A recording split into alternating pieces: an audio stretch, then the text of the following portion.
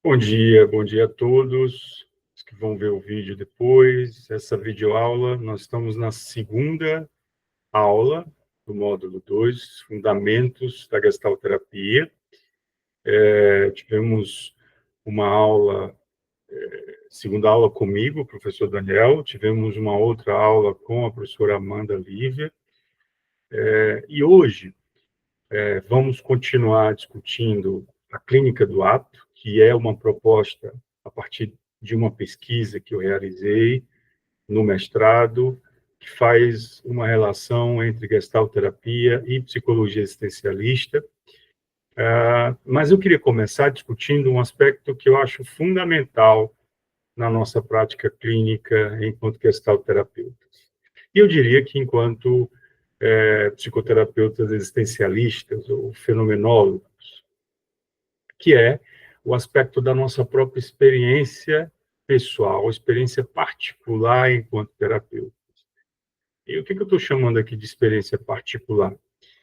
É a sua própria biografia, né? O seu próprio percurso, ou trajetória de formação, que inclui também o seu percurso, a sua trajetória pessoal, e que se encontra, que se manifesta com, ou que se manifesta na experiência que se dá na sessão, a experiência atual que se dá na sessão. Então, é muito importante que nós, enquanto gestalterapeutas, nós, enquanto profissionais, enquanto psicoterapeutas, estejamos conectados com a nossa experiência na sessão propriamente dita. Mais do que trabalhar no aspecto intelectual, né, de interpretar. Bom dia, Júlia. De estar num nível de experiência, de intelectualização do que se passa na sessão. Mais do que isso, a gente precisa estar conectado com a nossa própria experiência que tem no corpo, e daí a questão fundamental para a nossa aula de hoje, né? Tem no corpo a sua dimensão primeira. Então, a sua postura, aqui, a sua respiração, a sensação de estar confortável ou não estar confortável naquela sessão. E aí eu estou aqui apontando a dimensão do psicoterapeuta, exatamente, né? Eu estou dizendo claramente é que você, que nós, enquanto psicoterapeutas, precisamos estar conectados com a nossa própria experiência corporal, ou com a nossa própria experiência que tem no corpo o seu locus primeiro. Então, de alguma maneira, é sobre isso que a gente vai seguir tratando hoje. Mas eu queria especialmente destacar essa dimensão do corpo como sendo a dimensão primeira com a qual a gente vai precisar lidar. Então, de novo, como é que eu estou, né, nessa sessão? E aí eu queria dar uma dica, especialmente para o pessoal que está começando e que tem a sua prática majoritariamente como sendo uma prática online, na psicoterapia online. Insistam com vocês mesmos para fazerem atendimentos presenciais. A clínica é a mesma, né? A maneira de condução talvez tenha suas nuances particulares na psicoterapia online e na psicoterapia presencial, mas a experiência é completamente diferente. Portanto, bom, todo psicólogo e toda psicóloga, na sua formação, necessariamente passa pela clínica escola, né? Portanto, tem a experiência de atendimento presencial, majoritariamente, a propósito, há uma regulação, uma resolução do Conselho Federal de Psicologia, que define que a formação do psicólogo precisa ser presencial, né? Então, nesse sentido, a formação clínica, a experiência clínica, ela precisa se dar majoritariamente, ou ela precisa ser né? Inegociavelmente presencial. Então, eu imagino que todo mundo que está aqui com a gente na formação tenha tido uma experiência de atendimento presencial. Mas é fato que, nos últimos anos, e aí talvez isso ficou muito mais evidente, né? Ou foi muito mais comum durante a pandemia. Tem pessoas que fizeram a sua formação, grande parte da sua formação, por exemplo, durante a pandemia, onde as atividades eram majoritariamente online, né? E aí eu fico pensando que essa, de alguma maneira, é uma marca também da experiência clínica contemporânea, né? O atendimento online. E aí a gente corre um risco, que é perder de vista essa experiência que, na gestalterapia, ou na psicologia existencialista, eu diria, numa clínica, de modo geral, comprometida, deve ser a experiência primeira, que é a experiência do encontro tete-a-tete, do encontro presencial com o paciente, com a exterioridade do paciente, como a gente diz aqui. Então, isso é muito importante. Então, é uma dica que eu quero dar para você, que talvez não tenha tido aí grandes experiências com o atendimento presencial, que você insista com você mesmo, com você mesma, para ter atendimentos presenciais. Então, insista com o paciente. De um modo geral, os pacientes que buscam hoje, né, a depender da maneira como buscam, têm preferido o atendimento online, mas o atendimento presencial, sem dúvida nenhuma, nos coloca numa outra posição de experiência. E aqui no campo da gestalterapia, essa outra posição, né, na qual nós nos encontramos no atendimento presencial, ela é muito importante, eu diria, ela é necessária. Portanto, é um convite que eu também quero aproveitar aqui, essa aula, essa videoaula, para convidar vocês a investirem para o atendimento presencial. Não tem a sala ainda, subloque um horário, invista nesse horário, para que você tenha, pelo menos, mais da metade dos seus atendimentos de maneira presencial. Por quê? Porque no atendimento presencial é onde nós teremos a evidência dessa experiência sobre a qual a gente vai estar retomando hoje aqui, que é a presença, né? Para a gente falar da presença no contexto da clínica existencialista, fenomenológica e na gestalterapia, a gente está falando de uma dimensão de estar disponível para aquilo que o paciente traz, mas essa disponibilidade, ela precisa ser atravessada pela exterioridade da presença do outro. O que eu estou chamando de exterioridade da presença do outro? Na verdade, essa não é uma expressão minha, é uma expressão do Sartre, quando ele discute a dimensão do outro, né? Como que o outro nos atravessa, como que o outro, a presença do outro, a existência do outro, atravessa a nossa própria constituição enquanto sujeitos. Eu discuto isso também na minha tese de doutorado, coloco ali como o estatuto do outro. Esse estatuto do outro é o próprio lugar do outro para a nossa existência enquanto um sujeito particular. Júlia. Bom dia, Daniel. Bom dia a todos. Daniel, só tem a gente, né, na aula? Uhum. Assim, eu tenho algumas dúvidas porque eu estou vivendo uma nova fase, né, da minha vida, no qual, daqui a pouco, menos de 2 meses, eu vou ser mãe. E com isso, o que acontece? Sempre eu trouxe na minha experiência de vida a responsabilidade de continuar trabalhando, só que eu sei que por um tempo eu vou ter que ter essa pausa, né? Uhum. E aí é uma das questões que os pacientes trazem para mim. E aí, você vai ficar quanto tempo? E aí, como é que a gente vai fazer?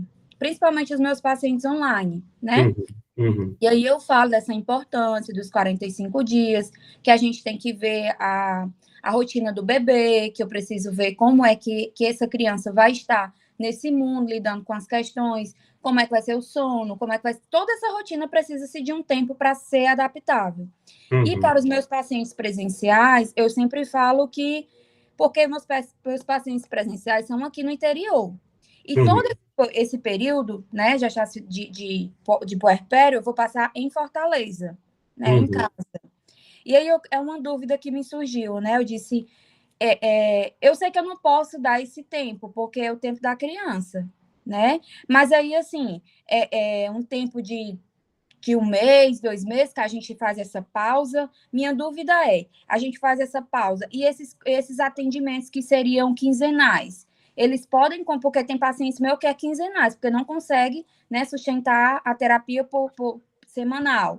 E aí, eu daria esse feedback mesmo desse período, como já estou fazendo, olha, eu preciso de um tempo, pelo menos de 1 mês, porque, Daniel, eu vou ficar com essa criança, levando e trazendo essa criança 4 horas, 2 horas e meia, se for de carro, com essa criança, né, de Fortaleza para cá, para o interior, fica bem complicado. Aí, assim, o tempo que se dá para esses pacientes presenciais é o quê? 2 meses? Eu falo desses 2 meses? Eu continuo nessa mesma linguagem que eu preciso desse tempo e não defino. Acho que é muito importante você deixar muito claro, bom, os pacientes que estão contigo provavelmente acompanharam, não é? Ou têm acompanhado você durante todo esse período de gestação. Acho que essa é uma escolha bem particular, sabe, Júlia? Mas acho que é uma escolha importante e você não pode não se permitir esse momento, né? Acho que tanto para o seu bebê quanto para você é um período muito importante, né, de cuidado, de construção de um vínculo, e os pacientes precisam entender isso, né? Você vem informando da necessidade, essa necessidade já está posta, né? Já é uma necessidade que a gente convive com ela em outras relações de trabalho, então ela já está posta aqui também na prática clínica, né? Como eu disse, os pacientes te acompanharam nessa gestação, você vem informando, então acho que é muito importante você estabelecer esse limite, e aí se perceber, acho que é bom você ouvir sua obstetra, conversar também, né, com seu companheiro, e você vai sentindo, né, vai se percebendo nesse processo. O bebê vai precisar de você mais do que nunca, não só por 2 meses, né, mas especialmente no período da amamentação. Mas esse momento mais crítico, esse momento inicial, acho que é uma questão mesmo de você estabelecer o seu limite. Qual é o limite à medida que o nascimento acontecer? Você vai percebendo aí na interação com o bebê qual é o seu limite. Aí você pode orientar os pacientes, olha, caso haja alguma necessidade, né, alguma situação de urgência, eles podem te contactar. De repente, se você não puder atendê-los, você pode sugerir aí algum serviço de plantão psicológico, se for uma questão, né, uma demanda urgente de desorganização, mas eu acho que é muito importante você se respeitar nesse momento. E de novo, qual o prazo, Daniel? Bom, você já sinalizou que precisaria, no mínimo, inicialmente, uns 2 meses, né? Eu acho que é o seu prazo, acho que é você que tem que estabelecer esse limite, à medida que você for sentindo aí como é que vai ser a interação com o seu bebê. Mas é muito importante que você guarde esse tempo aí do puerpério, né, do resguardo, como a gente diz no interior. E assim, eu trago essa instigação por questões de responsabilidade com o paciente, porque eu sei que eu preciso desse tempo para mim e para a criança, né? E aí a responsabilidade que eu tenho com esse paciente de direcionar ele por um tempo, porque a gente sabe que os pacientes, eles sempre ficam presos a isso, né? Essa questão de, mas aí é uma das questões que eu trago. É bom que você vai se perceber nesse período, não estando em terapia, como você vai reagir também às suas questões. Eu também trago essa importância para ele, né? E é exatamente isso. Eu não vou dar tempo, eu vou dizer que eu vou entrar em contato, e no mínimo aí, pelo menos 2 meses, né? Para que as coisas se estabeleçam. Daniel, eu tenho outra questão. Atualmente, eu atendo em uma clínica que é uma clínica aqui que presta serviço, que realiza serviço, na verdade, é uma psicopedagoga. E aí, ela me trouxe uma instigação. né? E aí eu até trouxe a minha atuação e o meu momento aqui na formação. Ela disse, Júlia, nos seus relatórios, você utiliza testes psicológicos? Eu falei, não. Não necessariamente um relatório psicológico, ele necessita concretizar uma demanda por um teste psicológico. Ela disse, Júlia, mas você já pensou que o neuro vai pegar o seu relatório, não tendo teste, ele não vai, como se ele não fosse dar respaldo, porque não tem um teste psicológico. Eu disse, mas você já pensou que o psicólogo não precisa necessariamente estar atuando somente com teste? Porque o relatório meu foi negado por nenhum profissional, enquanto neuropsiquiatra, que eu tenho o hábito de fazer. Aí ela disse isso, e eu fiquei com a pulguinha atrás da orelha. Eu disse, olha, você trouxe essa questão, isso me causou um mal-estar, mas eu vou tirar essa dúvida com o meu orientador, porque eu acredito que, por mais que eu saiba que uma criança, ela está ali naquele momento, tendo uma crise existencial, que inicialmente é ansiedade, mas por trás disso eu estou percebendo que é uma questão de autismo, pelas questões cognitivas dela, eu preciso não somente firmar nesse teste, mas eu preciso também compreender aquele sujeito como um todo, né?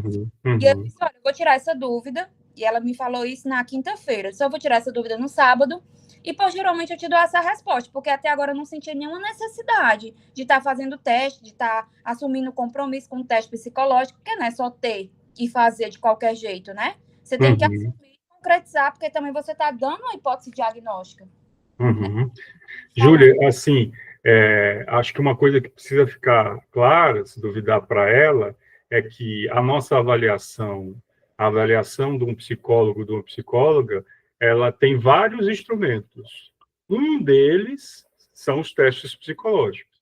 Mas a entrevista é um instrumento de avaliação, o próprio processo de psicoterapia, se duvidar, é um instrumento de avaliação muito mais profundo e muito mais valioso do que aplicar um teste. É claro que o teste é um instrumento muito valioso e muito importante, e está aí estabelecido como uma prática do psicólogo, inclusive exclusiva do psicólogo. Mas não é o instrumento único de avaliação. O instrumento, eu diria, até mais importante do que o teste é a entrevista psicológica, né? A escuta psicológica. Então, concordo plenamente com você. Uma prática de avaliação do psicólogo, seja para qualquer demanda, desde uma condição dentro do espectro autista ou qualquer uma outra, ela não necessariamente precisa ser uma prática de avaliação a partir de um teste psicológico. Claro que em alguns momentos, especialmente se a gente estiver avaliando uma criança ou determinada condição, a gente vai precisar fazer o uso do teste psicológico. Bom, se você não tem essa expertise de trabalhar com teste psicológico, eu, por exemplo, não tenho, eu não trabalho com teste psicológico.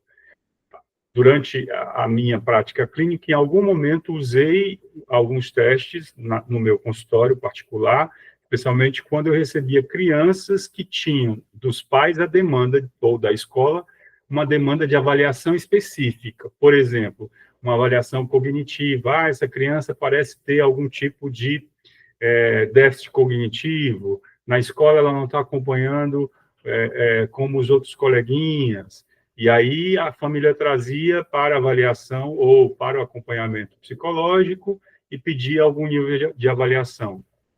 Se eu me sentia apto à época, tinha determinados testes, fazia avaliação.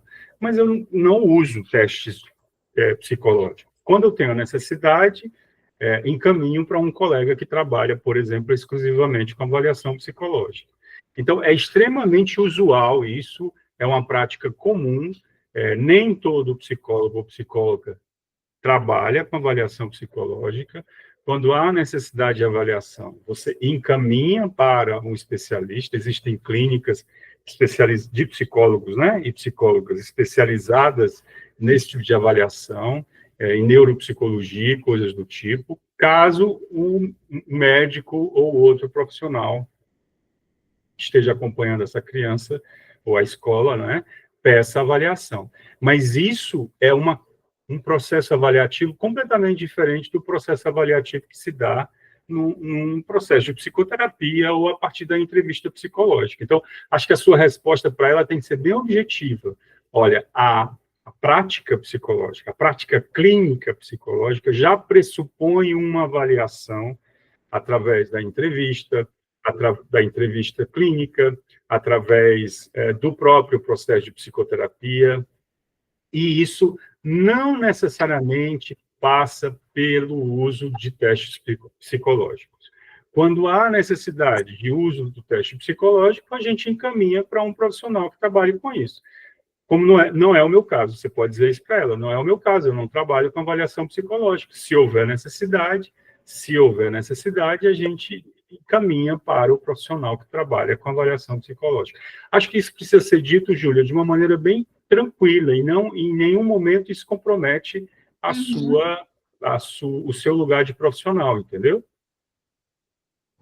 Também assim, Daniel, até agora eu sempre deixo claro na entrevista com os pais que o instrumento que eu utilizo não é teste psicológico, mas atividade de acordo com a demanda do paciente, da criança. Eu trago instrumentos, jogos, né? Eu trago atividades, onde ali a gente vai desvendar algumas questões que a criança vai trazer naquele momento. E todos os relatórios no qual eu fiz e continuo fazendo, eu trago o pai para dar feedback, eu leio o relatório junto com o pai, pergunto se eles compreenderam, eles levam para o psiquiatra ou para o neuro e sempre dá certo. Quando essa menina chegou com essa demanda para mim, eu fiquei, rapaz, será que eu tenho que estar usando isso? Eu disse, não, porque até agora em toda a minha atuação não tive essa necessidade, eu vou tirar isso da minha cabeça. Aí ela pegou e disse assim, Júlia, tá aqui um teste, mulher, você precisa utilizar esse teste aqui com aquela... Porque ela só viu, ela é uma psicopedagoga, ela viu a criança, no momento que eu tive um momento com os pais, a criança ficou lá fora, ela ficou observando a criança. Júlia, você precisa fazer esse teste aqui é muito bom, o valor dele é não sei o quê, é valor X, você precisa aplicar, se você quiser, eu empreste uma folha para você fazer. Eu disse assim, isso aí primeiro que se ela é psicopedagoga, ela nem pode estar usando teste psicológico. Começa daí.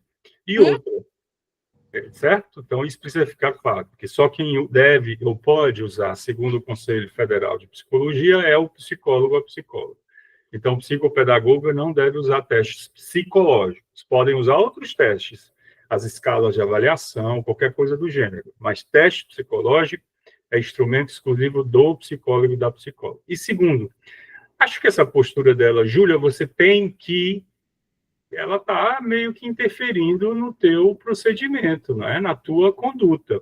Isso é antiético, é no mínimo antiético. Então, acho que a sua resposta para ela, eu no seu lugar diria, eu não tenho que nada, eu tenho que aquilo que eu achar enquanto psicóloga que devo fazer, que devo utilizar na minha conduta. E aí, você precisa estar segura nesse sentido de que não.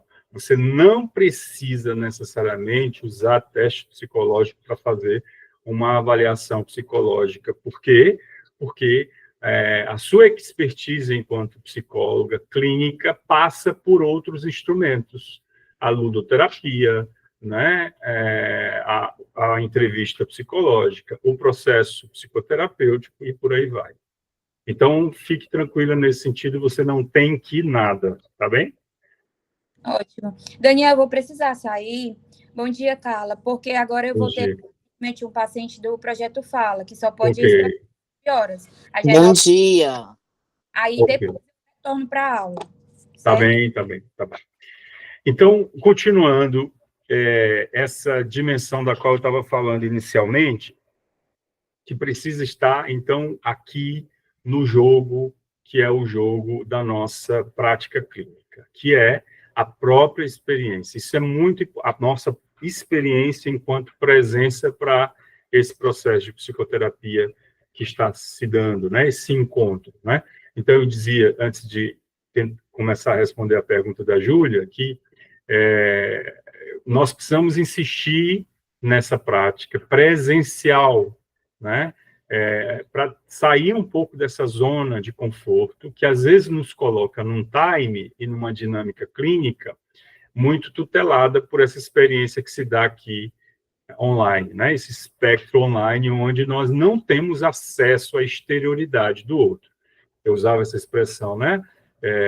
No início da aula, essa expressão exterioridade do outro é usada pelo próprio Sartre para falar dessa presença inegociável do outro esse lugar, né, esse estatuto do outro que atravessa a nossa vivência pessoal, a nossa vivência enquanto pessoa. Então, isso está posto na sessão, né? O terapeuta, a presença do terapeuta, não só com a sua disponibilidade de escuta, não só com a sua atenção dirigida ao paciente, mas com o seu próprio corpo, precisa estar ali disponível para o paciente. Então, como eu disse, a sua postura, né? A sala onde você está atendendo, a sua respiração, o seu olhar, né? Tudo isso, o seu corpo, como essa representação dessa sua presença, precisa estar disponível para o paciente. E isso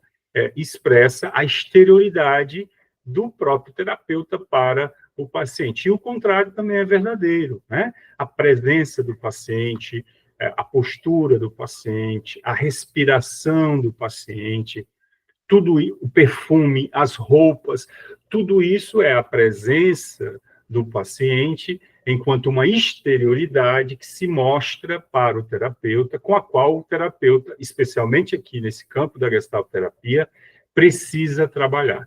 E aí eu queria enfatizar isso, pessoal. O nosso material de trabalho também está aí, certo? O nosso material de trabalho, enquanto terapeutas, não é só a demanda sobre a qual o paciente fala, não é só a narrativa do paciente. No campo da gestalterapia, eu diria que o nosso material de trabalho está antes dessa narrativa, né? É mesmo esse lugar que tem a ver com essas pistas que o corpo vai dando, que a respiração vai dando, que a presença do paciente, a maneira como o paciente se coloca vai dando, que é o nosso material de trabalho. Não nos percamos no discurso, né? Aqui não se trata de uma psicoterapia que tem base na fala. Não, pelo contrário.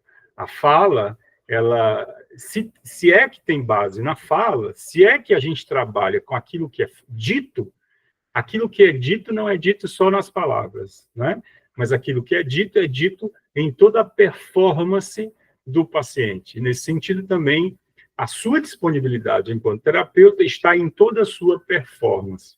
É por isso que eu estava fazendo o convite para vocês no início da aula, para que vocês insistam, para que nós, enquanto terapeutas, insistamos com os atendimentos presenciais.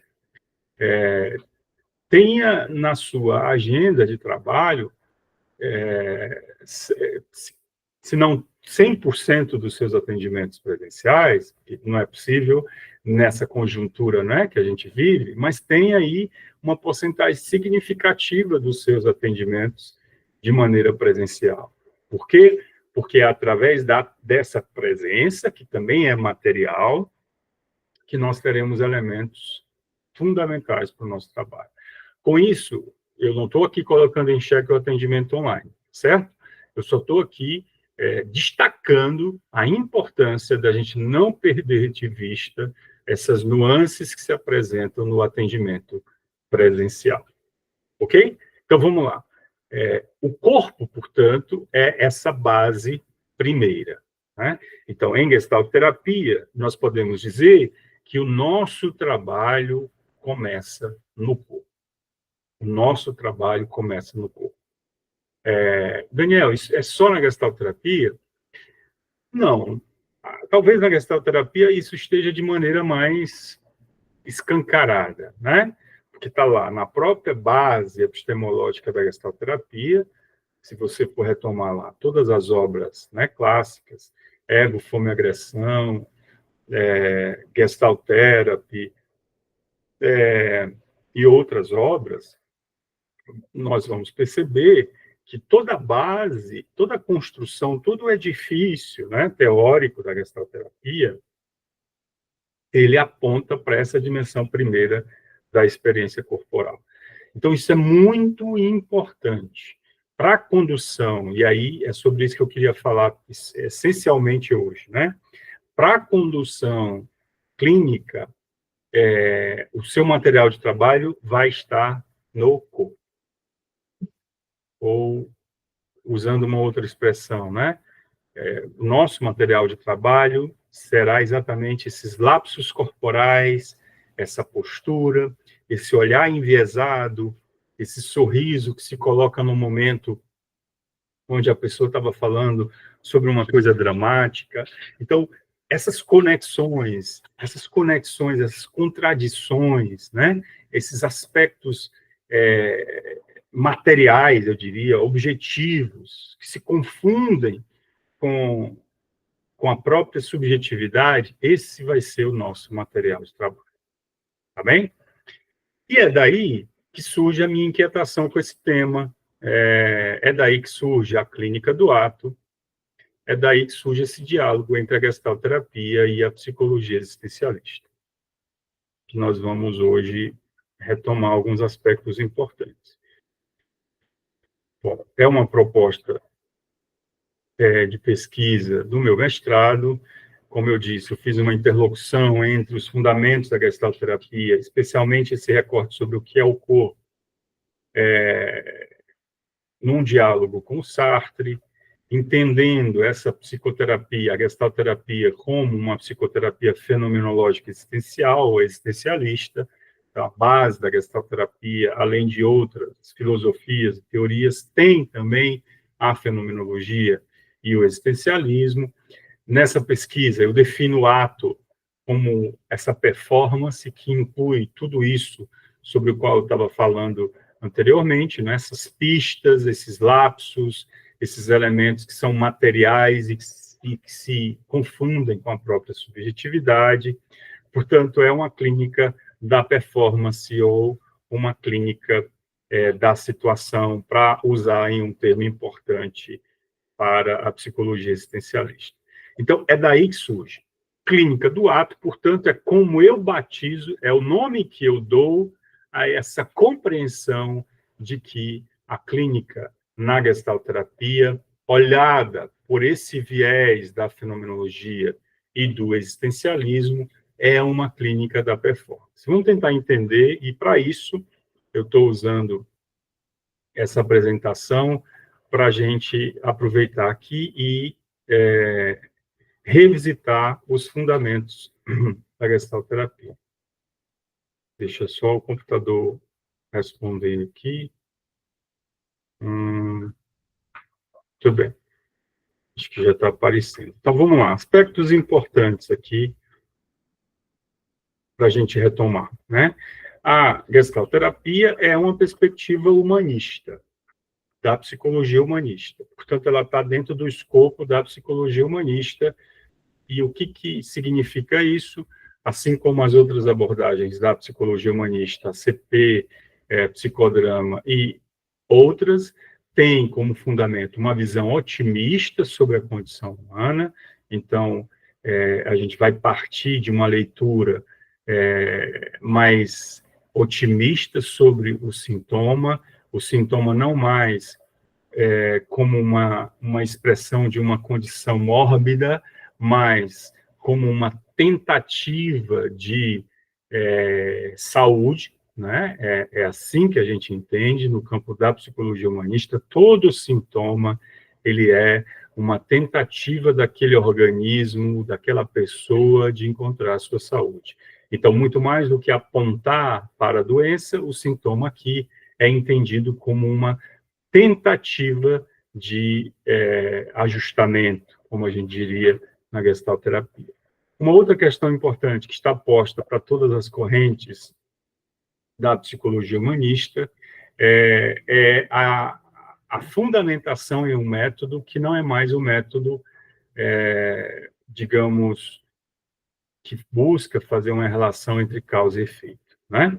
Aqui, a metodologia passa por um outro campo, por uma outra maneira, né, de investigação, que tem inspiração também no método fenomenológico, tá certo?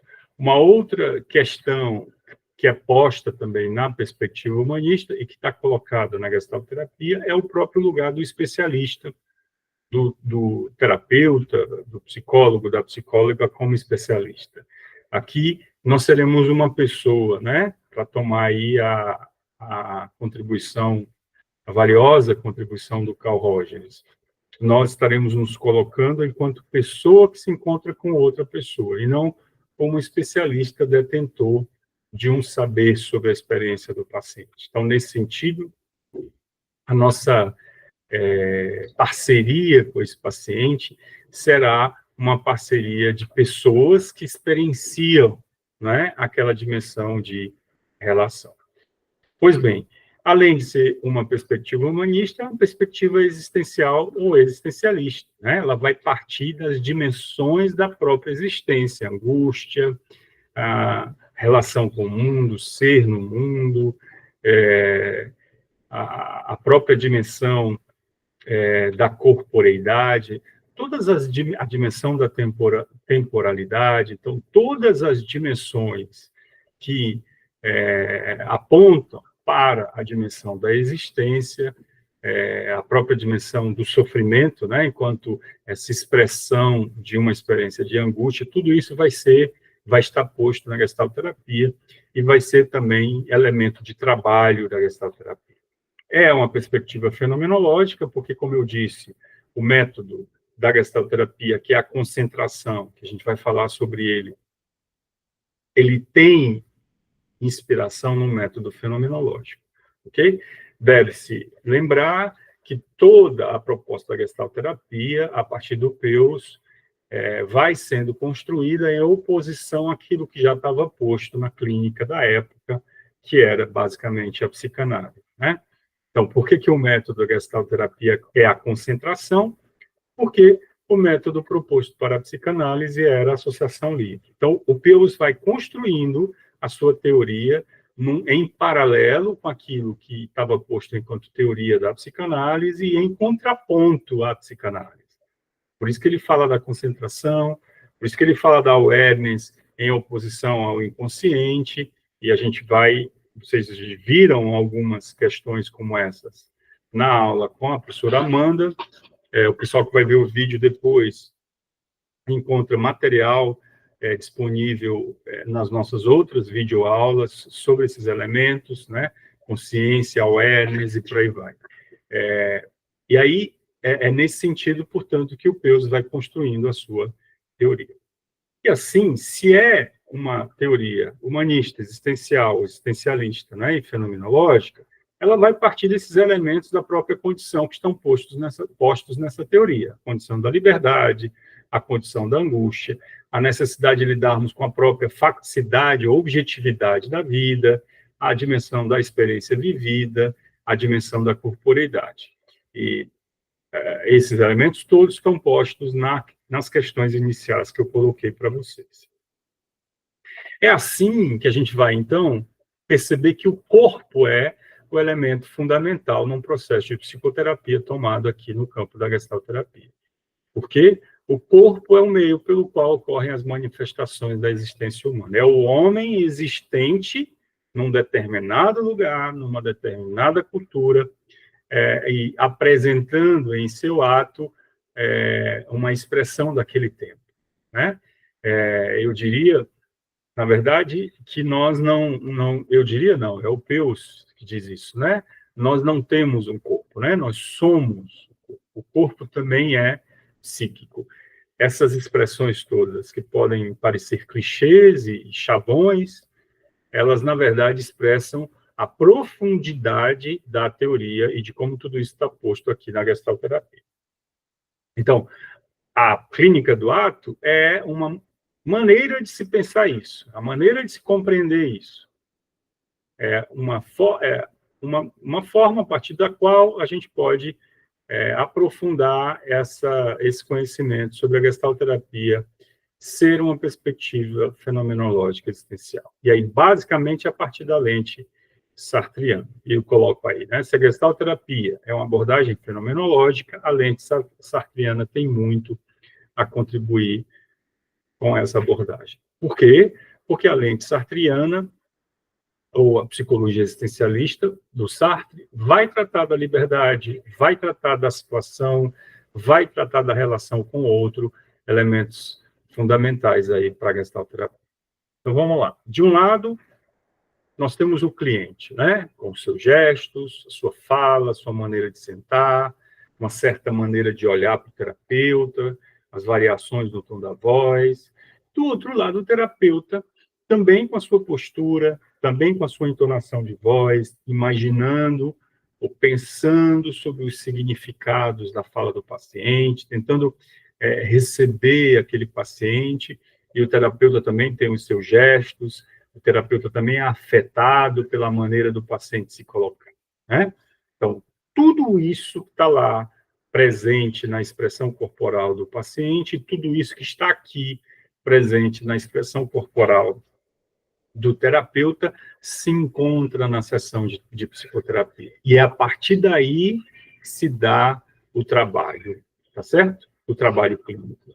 É exatamente com esses elementos, pessoal. E é muito importante eu enfatizar isso, que parece algo de só menos importância, já que, supostamente, o nosso objetivo, não sei se vocês estão ouvindo aí, crianças chorando, mas a agitação aqui está grande.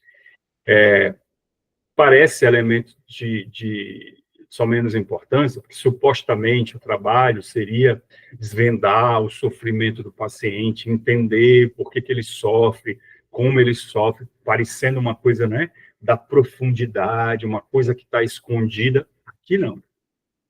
Essa coisa que está aí escondida, esse sofrimento profundo sobre o qual, ou para o qual a gente precisa se dirigir num trabalho clínico, aqui vai estar nesses elementos.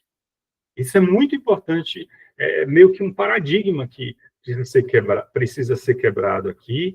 É quase como se nós, pelo viés da gestalterapia, precisássemos ter uma outra forma de pensar sobre como se dá o processo clínico. O que eu estou dizendo de maneira clara é que o processo clínico vai trabalhar com esses enviesamentos aqui, do olhar, da fala com recortes, da respiração que ficou ofegante, do gesto, da postura. É exatamente nessas pistas que o sofrimento vai se manifestar.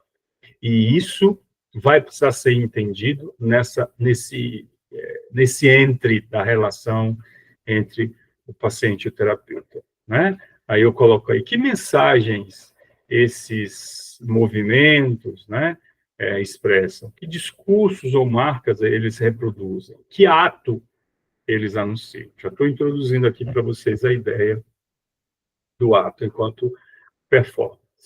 E aí eu trago uma afirmativa do Peus, a afirmativa de que o sintoma neurótico é sempre um sinal de que o self biológico quer atenção.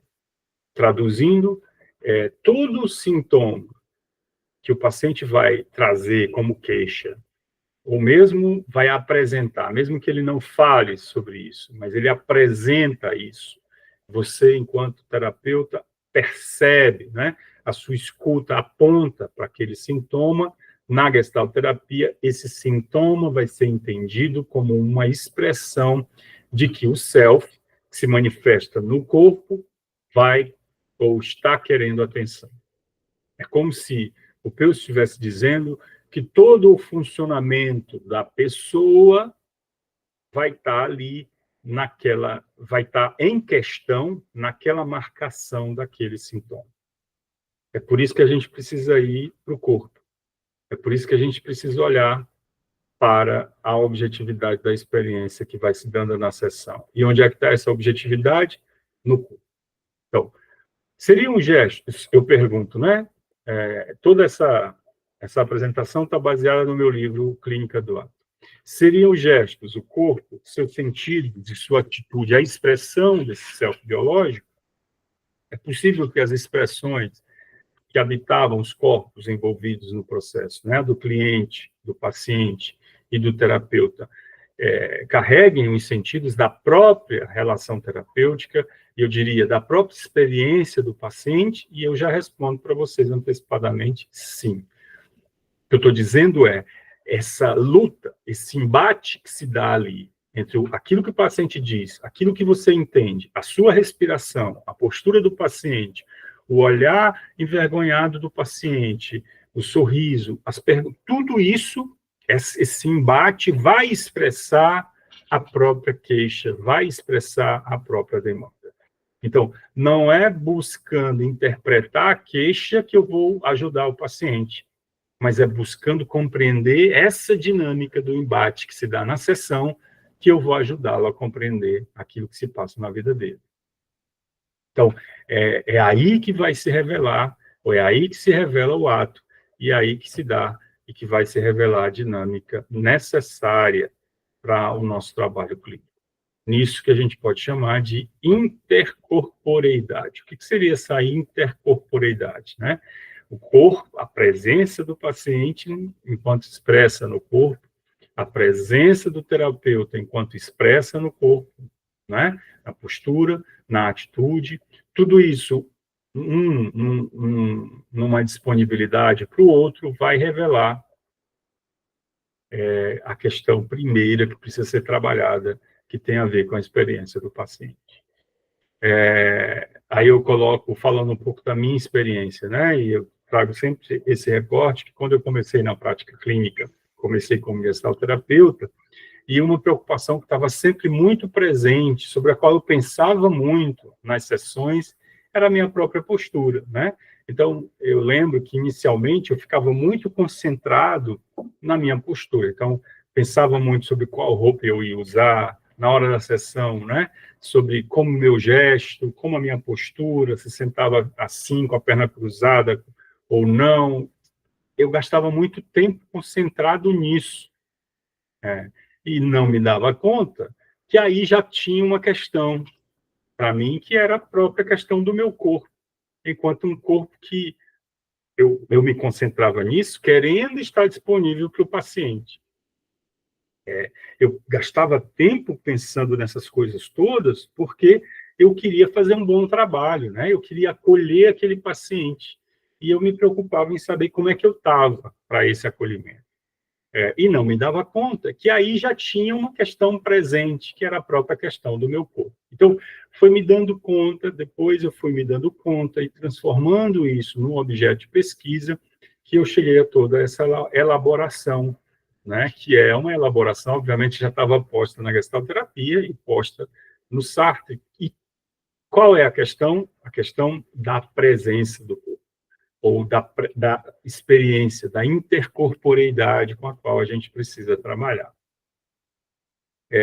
A dica, então, quando você se perceber presente para você mesmo, use isso como instrumento de trabalho no processo daquele paciente específico, né? Se você começar a sofrer com essas questões, provavelmente isso vai revelar uma dimensão sua. Aí você vai levar para a sua terapia, você vai levar para a supervisão. Durante a sessão, você vai tentar usar isso para compreender a experiência do paciente. Então, é assim, estou desconfortável, eu percebi que a minha respiração está ofegante. Até que ponto isso tem a ver com o paciente, né? Tente encontrar, e aí é o movimento de estar presente para o paciente. Tente perceber qual é, ou como é que tudo isso se mostra para você como uma repercussão da experiência do paciente. Então, às vezes, você pode se dar conta de um sentimento de desconforto durante a sessão, né? Então, é importante entrar em contato com isso e perceber até que ponto isso não tem a ver com o paciente. Tem pacientes que demandam afetos específicos. Daniel, posso te interromper um pouquinho? Claro. Pois é, a primeira, você falando aí da nossa presença, né? Foi a primeira vez ontem que eu tive a experiência de um paciente, aí foi um atendimento presencial, né? De um paciente me observar muito. Se eu mexesse a mão, ele olhava para a minha mão. Ela, né, que no caso era uma mulher. Se eu me movimentasse de alguma forma, ela ficava olhando. E isso me deixou um pouco... eu fiquei com receio de como me portar, me incomodou. Porque era tipo assim, eu mexia a mão, aí eu não sabia se eu não mexia mais a mão, e eu falo muito, né, gesticulando, e tenho me policiado quanto a isso também, porque eu sei que esses gestos também podem atrapalhar, mas eu notava, a minha cabeça, a forma que eu ficava, ela ficava olhando, eu notava que havia essa observação. E aí eu fiquei, como é que eu posso me portar nesse caso? O que é que eu faço? Me ajuda. Pronto, é sobre exatamente isso que eu estou falando, Carla. Vou já tentar te ajudar, mas só para aproveitar essa sua questão, dentro do contexto que a gente está discutindo, é exatamente com isso que a gente vai trabalhar na gestalterapia, com o fato de, em algum momento na sessão, você se dá conta de que o paciente observa você. Aí a pergunta que pode ocorrer é, mas espera, será que eu me dei conta disso? Porque essa é uma questão minha, ou para mim, você disse, né? Eu observo que eu gesticulo muito, inclusive é uma coisa que eu já estou trabalhando. Aí a pergunta que pode ocorrer é, será que a Carla se sentiu desconfortável porque essa já é uma questão para ela, ou será que foi o fato da paciente estar olhando que a deixou desconfortável? É uma resposta difícil para dizer, mas o que pode nos orientar? Você já tem a dica teórica aqui, de que é com esse elemento que você vai trabalhar na sessão. Então, com essa paciente, provavelmente, não sei se quem é essa paciente, tal, mas depois a gente pode discutir esse caso, mas se é uma paciente que já está contigo há um bom tempo, ou a depender do momento do processo terapêutico, você vai poder usar isso, inclusive devolvendo para ela. Por exemplo, como é que eu posso devolver isso para ela, Daniel? De maneira bem objetiva. Fulana, eu percebi que eu movimentei o meu braço e você olhou para o meu braço. Você não está fazendo interpretação alguma. Você está descrevendo o que você viu. Você devolve para ela. Não está dizendo nem que é certo, nem que é errado, não está dizendo nem como você se sentiu, você está descrevendo e você devolve para ela. E aí é ela que vai trabalhar. Eu olhei para você, porque na hora que eu estava falando... Aí ela vai trazer a elaboração dela, percebe? Então, primeiro elemento, com esse tipo... É sobre isso aí que eu estou falando aqui. Sobre essas tomadas de consciências que a gente tem durante a sessão, que partem do corpo, que partem do olhar. Você, de repente, percebe que o paciente olhou para a cadeira, para a poltrona que estava do lado. Você pergunta, você olhou para a poltrona? Você descreve. Ou, de repente, o paciente está aqui falando e ele olha para o pé, ou para o seu pé, terapeuta. Você diz para ele, você está olhando para o meu pé? Mas, Daniel, fica parecendo para mim que eu, de alguma forma, estou constrangendo ele, ou tipo assim, ele, por eu ter sinalizado isso, ele talvez fique mais atento e foque, inclusive, em não olhar e dispersá-lo de alguma forma, eu não sei. Pode acontecer. É por isso que a gente vai se preocupar em como fazer essa referência e em que momento fazer essa referência. Geralmente, como é que eu faço? E aí eu vou dar uma dica para vocês. No início do processo terapêutico, quando a gente está ali na primeira, segunda sessão, estabelecendo o contrato terapêutico, e eu tenho aquele momento de explicar para o paciente como é que é o meu trabalho, eu explico para ele, olha, eu trabalho com uma abordagem de psicoterapia que foca muito naquilo que se passa na sessão. Então, às vezes, você vai me ouvir falar ou vai me ouvir perguntar sobre como você se sente quando fala aquilo que fala. Ou você pode me ver, em alguns momentos, fazendo referência a como é que você está sentado, para onde você está olhando. Então, no início do processo terapêutico, eu meio que dou para o paciente algumas pistas e algumas possibilidades de como serão as minhas intervenções, para que isso não soe para ele estranho. E eu, inclusive, convoco o paciente, a depender de quem for o paciente, porque tem alguns pacientes que são muito ansiosos, né? Estão muito ansiosos. Tem alguns pacientes que, a depender também do nível intelectual, você precisa dizer para ele que você, terapeuta, está no controle. Eu tenho um paciente que ele é muito ansioso, Então, às vezes, eu acho que eu já até falei sobre ele aqui, às vezes ele gasta muita energia tentando me explicar o que ele está dizendo. Numa determinada sessão, eu precisei dizer para ele, fulano, esse é o meu trabalho. Eu quero convidar você a ir falando sobre o que você está sentindo e pensando, sem se preocupar em me explicar o que você está sentindo e pensando. Esse trabalho sou eu que faço. Esse trabalho de explicar, de tentar encontrar uma compreensão, vou construindo com você. Esse é o meu trabalho. O seu trabalho é apenas estar aqui e ir falando sobre o que está acontecendo com você. Isso ajudou muito a ele, isso o colocou numa outra posição de trabalho clínico. Então, Carla, às vezes vai ser necessário, no início do processo terapêutico, a depender de com quem você esteja falando, você faça um trabalho meio psicoeducativo. Às vezes é uma pessoa que nunca fez terapia, então você vai precisar explicar para ela como é que é um processo terapêutico. Entende? Então, se você fizer esse trabalho, e, de novo, estiver atenta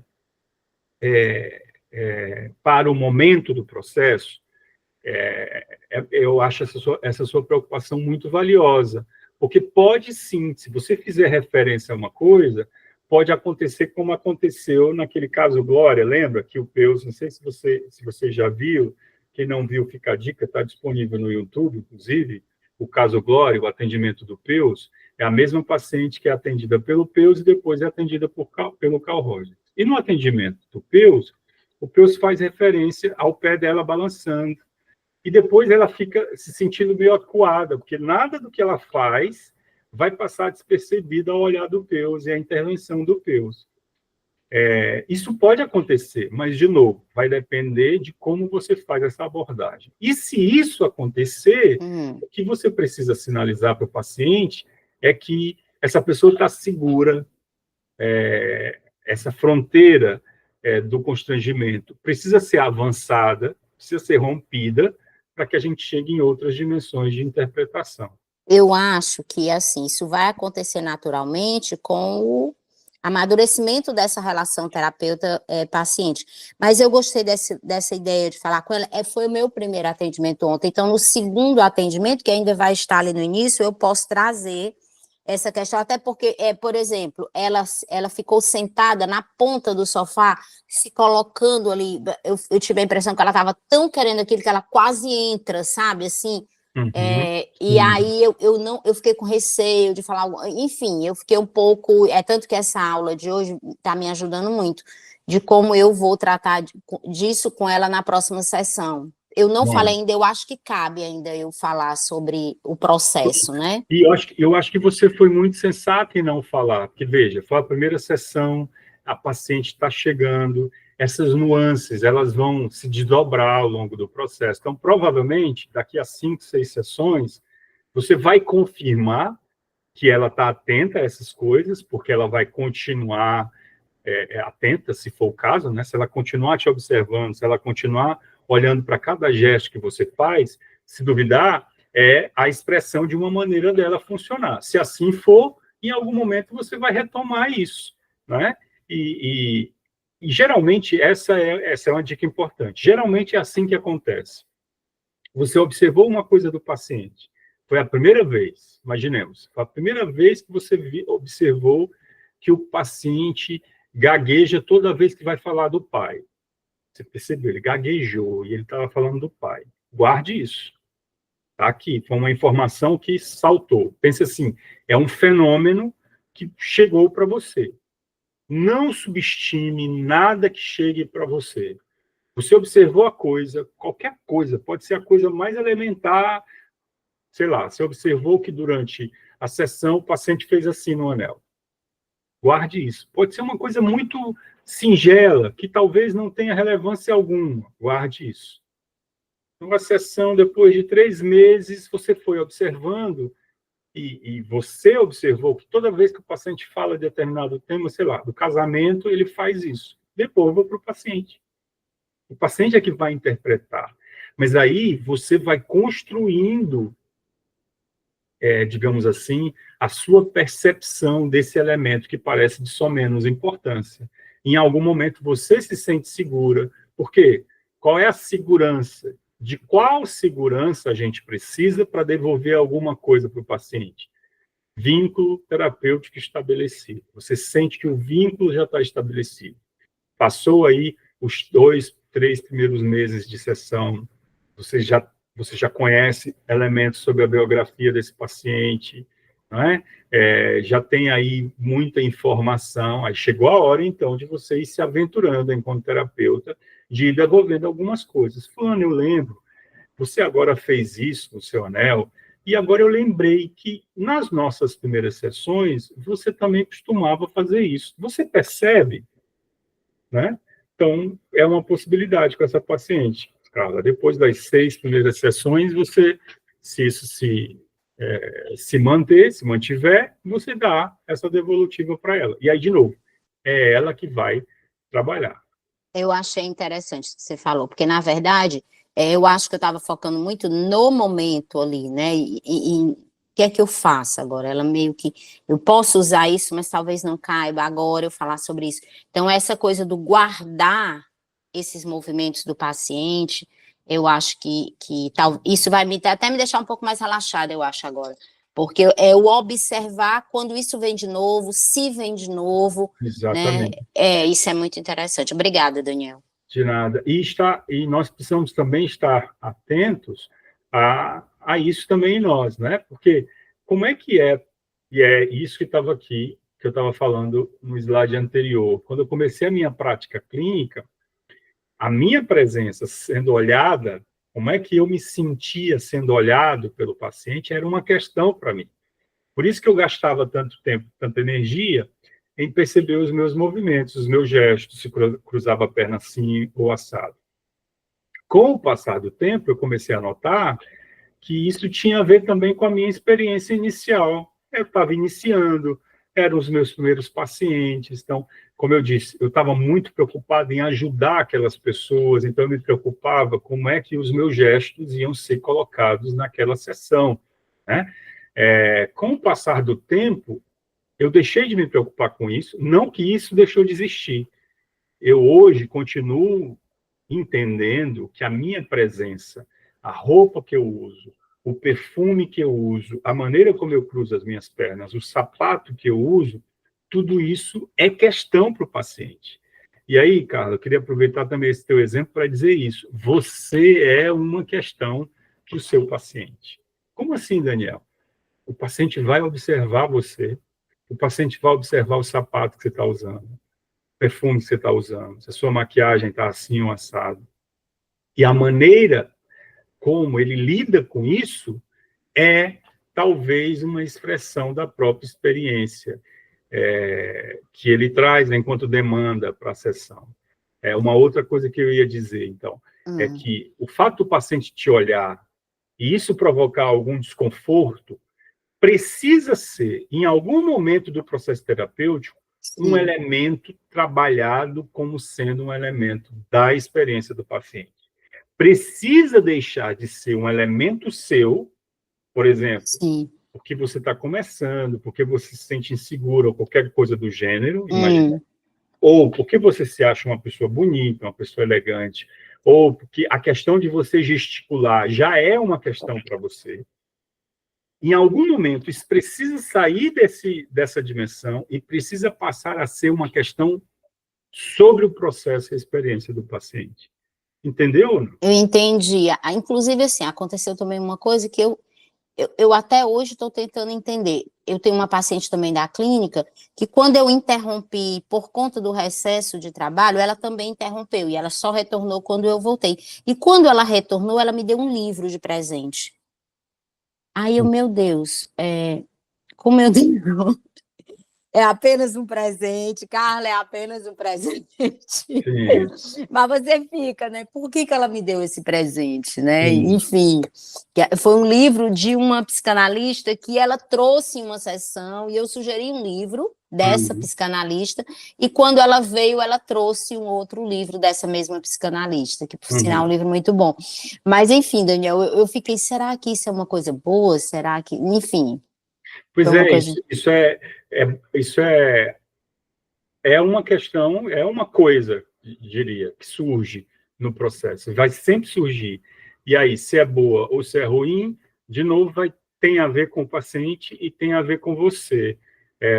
Eu vou dar... O meu saldo é positivo, tá? Eu acho que assim, foi legal, assim, até porque trata-se de um assunto que nós trouxemos, de uma autora que nós trouxemos. Então, eu acho que foi bacana. Ela quis realmente, tipo, me presentear, enfim, porque se sente muito, assim, muito feliz com o tratamento, né? Se sente... E aí ela quis, talvez, me presentear por isso. Eu acho que foi positivo. Mas eu temo de não estar observando algo que está por trás disso, ou que possa estar por trás disso. Eu acho que isso é uma insegurança de quem está começando, né, Daniel?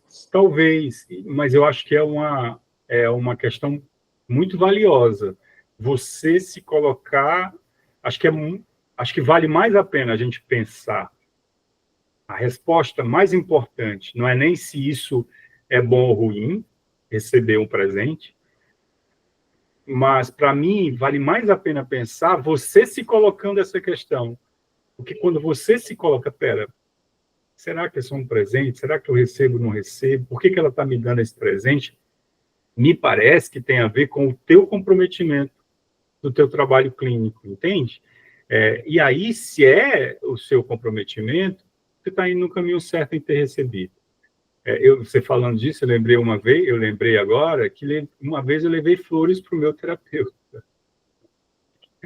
Eu levei flores para o meu terapeuta e quando eu cheguei com as flores, ele olhou, eu disse, trouxe para você, ele olhou aquele, né, como é que chama? Ramo, um buquê de flores, recebeu, colocou do lado e a gente seguiu na sessão. Ele não falou de nada das flores. E aí eu fiquei frustrado, porque ele não falou de nada das flores, mas na sessão seguinte, quando eu cheguei, estava lá o buquê de flores devidamente num jarro, as flores ainda sobrevivendo, e eu comecei a falar de como que era para mim ter percebido que ele tinha recebido as flores, tinha colocado lá no consultório dele. E a gente passou a falar ali do meu processo de investimento no processo terapêutico, a minha experiência de investimento naquela relação, e tudo isso trouxe uma série de outras questões do meu investimento nas minhas relações e por aí vai. Então, percebe? Nesse caso, não foi apenas um presente, né? E é sempre assim, os presentes que os nossos pacientes trazem têm a ver com um movimento de se colocar na relação terapêutica. A pergunta, talvez, que a gente precisa se fazer enquanto analistas, enquanto terapeutas, é qual o lugar daquele presente na nossa relação, né? Porque as pessoas dão presente umas às outras por uma série de razões, não é verdade? Essas razões sobre o porquê que o meu paciente está me dando um presente, elas precisam ser clareadas durante o processo terapêutico. Mas nem sempre a gente tem a resposta pronta, de pronto, né?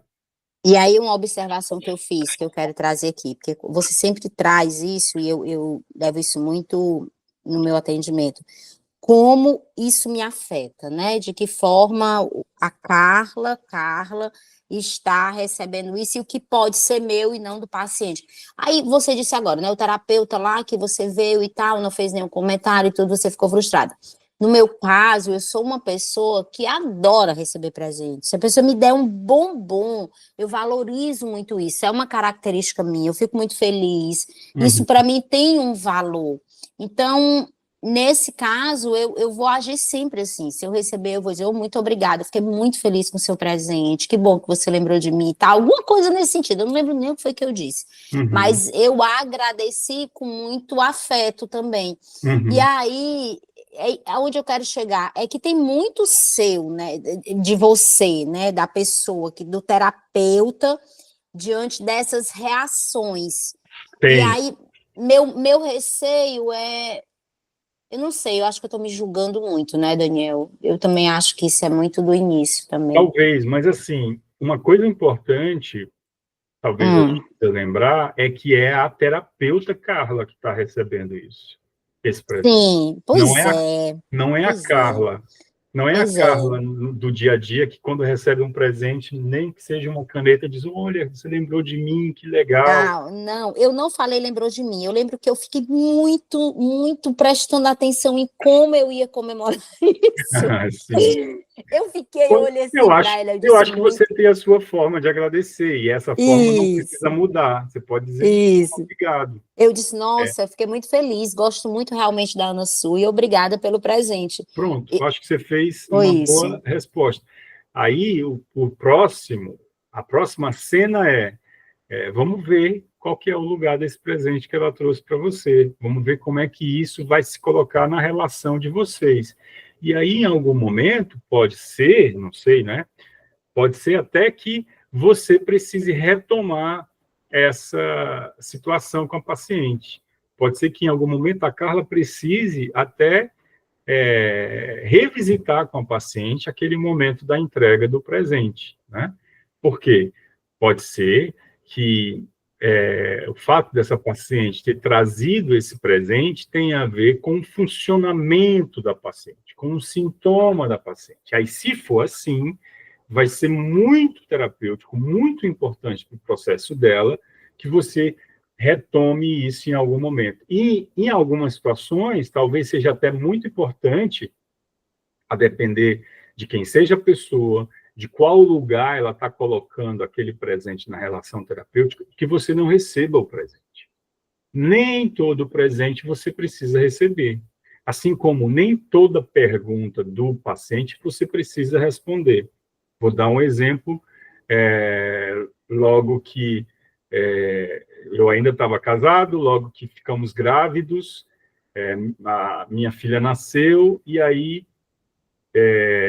eu, por alguma razão, fui marcar as sessões, confirmar as sessões da semana, e usei o telefone da mãe da minha filha. E no meu telefone, no meu WhatsApp, não tinha foto da minha filha. Mas no WhatsApp da mãe da minha filha tinha foto dela recém-nascido, né? E eu justifiquei que estava usando um outro celular, tinha acontecido algum problema com o meu celular, já não lembro. E confirmei as mensagens, as sessões e tal, tudo bem, segui para as sessões. Correu tudo bem, mas uma paciente em especial, ela me perguntou: doutor, o senhor foi pai recentemente? E aí eu fiquei na hora, tipo, onde que ela tirou essa informação? Aí caiu a ficha, foi a foto. Na mesma hora eu fiquei, né? Respondo ou não respondo? Que se tratava de uma pergunta pessoal, né? Da minha vida pessoal, mas eu conhecia a paciente, sabia qual que era o lugar dela na relação, como que ela estava se colocando na relação, e de algum modo ali fiz uma avaliação de que responder aquela pergunta, que era de cunho pessoal, não ia ter nenhum impacto. Tinha a ver com um dado, né, que ela teve acesso por um movimento meu mesmo. Então, eu disse: sim, fui pai, né? Agora, em outras situações, com outros pacientes, possa ser que uma pergunta dessa eu não precise responder, no sentido de dar a informação para essa pessoa. Posso simplesmente devolver para ela, mas e como é que você se sente fazendo uma pergunta assim sobre o seu terapeuta? Ou podemos tratar disso na próxima sessão, e aí você vai encontrando formas de melhor avaliar se pode ou não responder aquela pergunta, né? Inclusive, Daniel, aconteceu algo nesse sentido que, por exemplo, eu atendo paciente online, então ele tem acesso ao meu WhatsApp. E aí eu fiz uma postagem no status e ele comentou, aí foi que eu me toquei que acaba que ele tem acesso ao meu status. E aí o que é que eu vou fazer? Não fiz ainda, vou fazer já já. Bloqueá-lo. Porque eu não sei, eu só soube porque ele fez um comentário da minha postagem. Aí, assim, eu acho que eu não devo deixá-lo ter acesso. O outro paciente pediu para me seguir no Instagram, eu não deixei. Sim. Você acha que está correto esse meu pensamento? Não, apesar de que no meu status eu sempre coloco reflexões, eu não coloco nada muito da minha vida pessoal. Mas pode escapar. Às vezes eu Sim, ponho pode. algum comentário da academia e tal, entendeu? Olha, Você acha que está correto eu bloqueá-lo? essa é uma questão muito relevante para a gente pensar, especialmente nessa era das redes sociais, né? De um modo geral, uma solução prática para isso é você ter o seu WhatsApp comercial, seu WhatsApp só para o consultório. Eu tenho, na verdade, é um WhatsApp comercial que é do Instituto e que é por onde vem também as marcações das sessões. Esse é um caminho. É você ter o seu WhatsApp, o seu contato pessoal, mas se você não quiser ir por esse caminho, é você avaliar, né, quem são as pessoas que vão ter acesso àquela informação e aí, de fato, fazer um filtro sobre isso.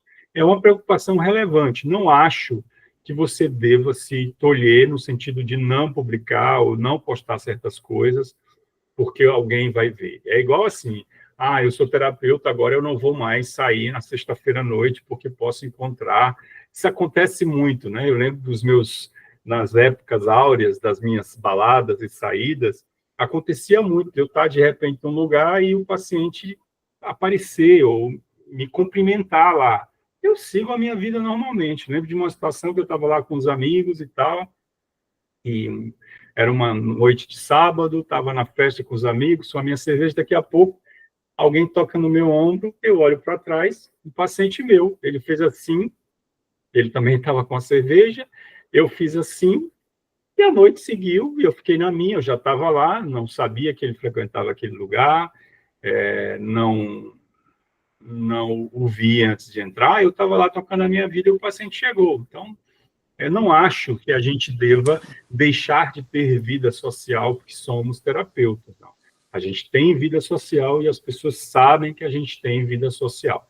Agora, obviamente, que se eu sei que naquele lugar X o meu paciente está todo dia, eu vou preferir não ir. É igual assim, o paciente convida você para uma festa de aniversário. Você não vai para a festa do aniversário. Você pode até ir, passar lá, cumprimentar, depender da relação que você tiver com esse paciente. Eu já fui, por exemplo, a uma comemoração específica de uma paciente, porque eu tinha uma relação específica com ela, sei quem é a paciente, fui lá, cumprimentei a paciente, cumprimentei a família da paciente, depois fui embora. Agora, sentar com o paciente para beber, imagina, eu encontrei um paciente na balada do sábado à noite, vou sentar com ele para beber, não faz sentido. É a mesma coisa.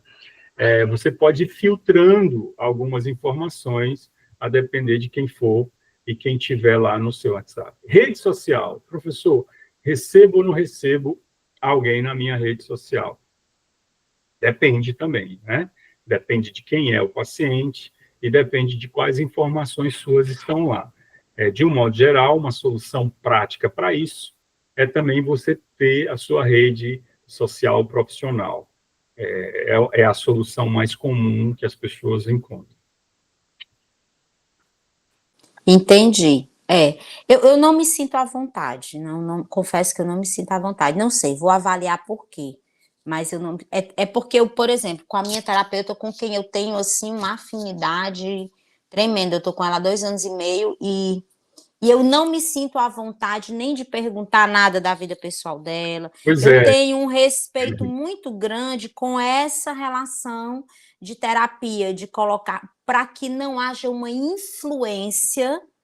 Entende, Daniel? Eu tenho muito cuidado de dali nada me influenciar, não sei, eu acho que talvez até esse cuidado seja exagerado, não sei, mas aí por conta disso eu acho que eu trago isso também para minha função terapeuta, entende?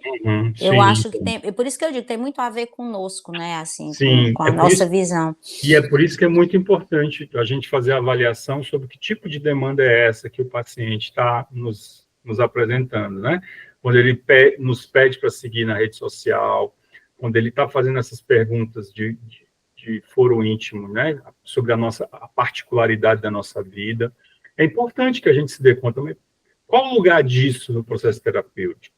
E aí, a gente sempre preferir levar isso para o processo terapêutico, devolver para ele e nunca sermos nós a darmos. Por exemplo, eu nem quero saber se o meu terapeuta tem rede social, nunca fui atrás. Porque não é uma questão, Exatamente, não eu é uma acho questão para isso. mim.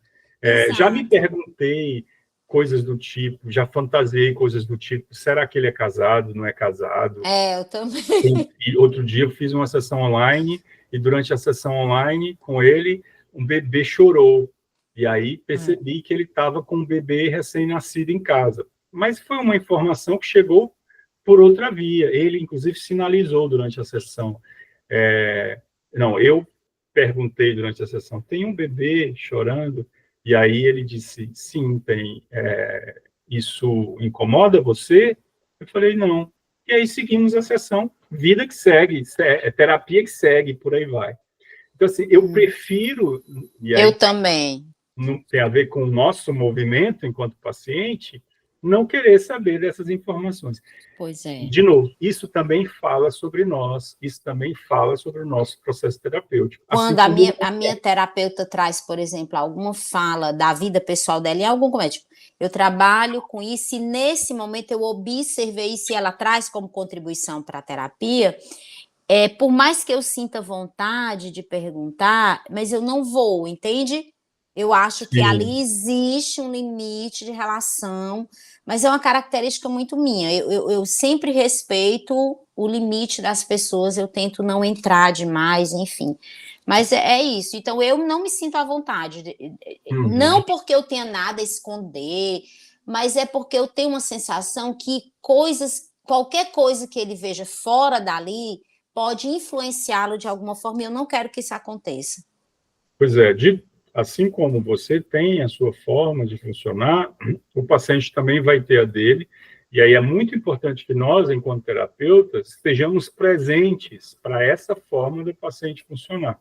Se for uma forma desregulada, desorganizada, e o paciente está tentando nos incluir nessa forma dele de ser desorganizado, de uma forma ou de outra, nós estamos ali enquanto terapeutas. Então, a nossa resposta precisa ser terapêutica, né?